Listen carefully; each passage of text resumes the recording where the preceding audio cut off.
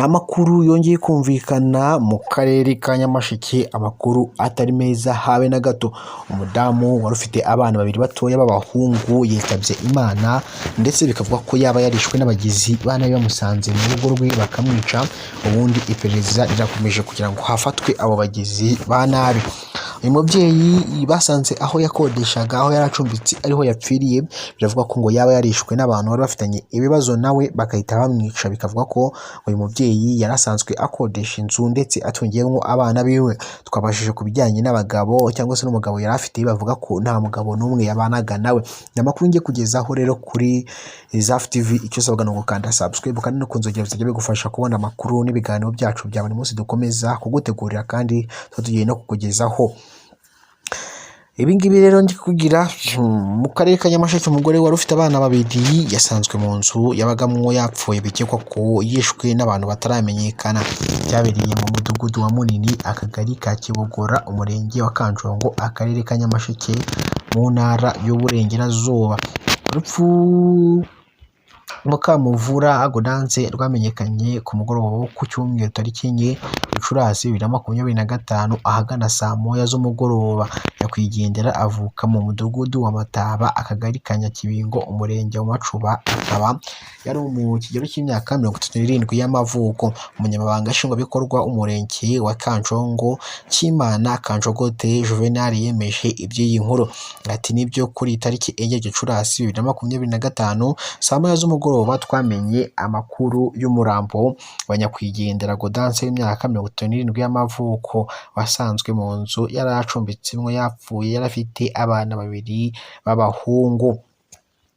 Kanjogote yakomeje avuga ko mu bikekwa ko uriya mugore yishwe n'abantu bataramenyekana kuri ubu bafatanye bw'inzego zirimo zirakorwa, hari gukorwa iperereza. Ati birakekwa ko yaba yarishwe n'abantu bataramenyekana ku bufatanye n'izindi nzego z'umutekano n'izibanze, hagiye gukorwa iperereza akekwaho aboneke.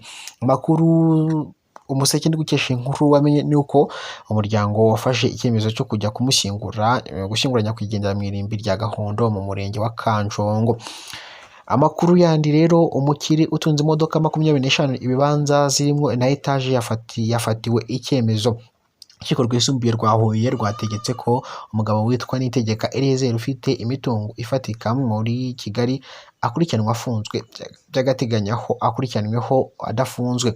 Urukiko rwisumbuye rwa Huye rushingiye ku bimenyetso ubushinjacyaha bwagaragaje busanga Eliezer Niyitegeka atunze imodoka zirenga 25 ibibanza n'inzu zirimo etaje agomba gukurikiranwa afunzwe by'agateganyo kuko hari impamvu zikomeye zituma akekwaho ibyaha aregwa.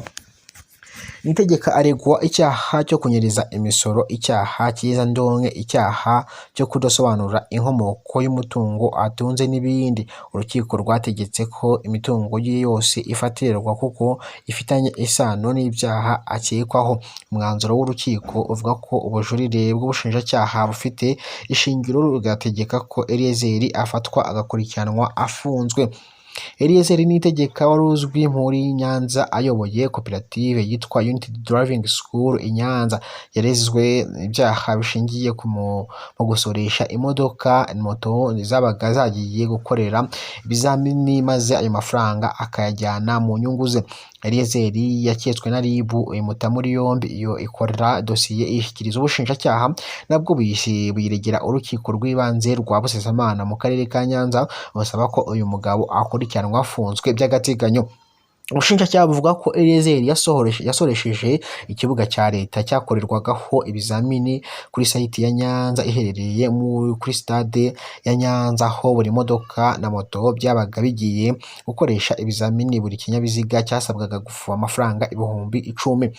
Ari amafaranga arenga miliyoni 300 bikekwa ko Eliezer yanyereje, aho yakuyemo imitungo itandukanye irimo imodoka zirenga 25 ibibanza n'inzu z'amagorofa. ubushinjacyaha bwemezaga ko Eliezer yitiraga ubuyobozi agasoresha ubutaka bwa leta. Eliezer Niyitegeka yaburanye ahakana ibyo byose aregwa byose, avuga ko ibyo atunze yabikoreye ndetse ko yatowe n'abantu bigisha imodoka aho yari umuyobozi wa site manager.